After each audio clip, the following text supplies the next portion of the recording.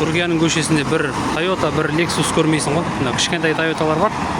Жаңағыдай нелер. Міне Corolla сияқтылар бар. Camry деген жоқ.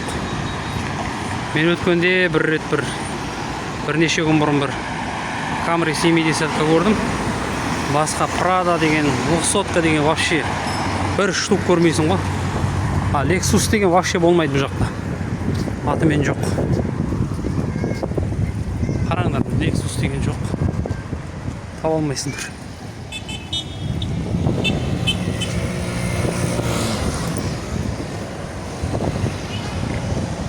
Кеттік ай.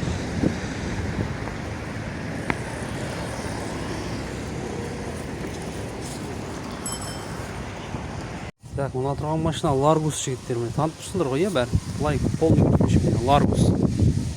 Кәдімгі Largus. Енді қараңыздар. Бізде Largus неге қымбат десеңіздер.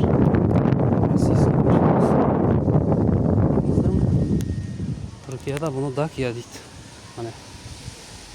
Енді қараңыздар. Кәдімгі Largus. Сыртынан қарағанда сол.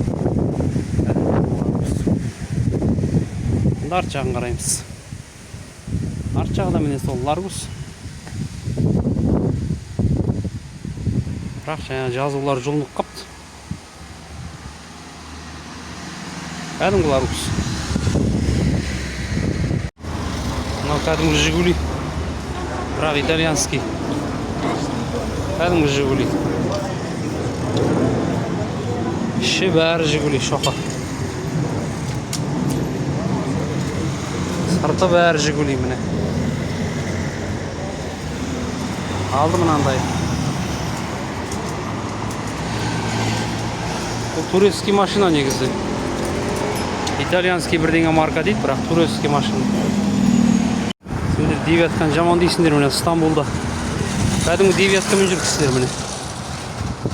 Кәдімгі девятка. Көрдіңдер ма?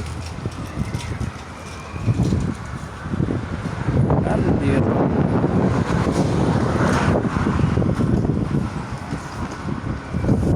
Кәдімгі девятка машина бар Стамбулда.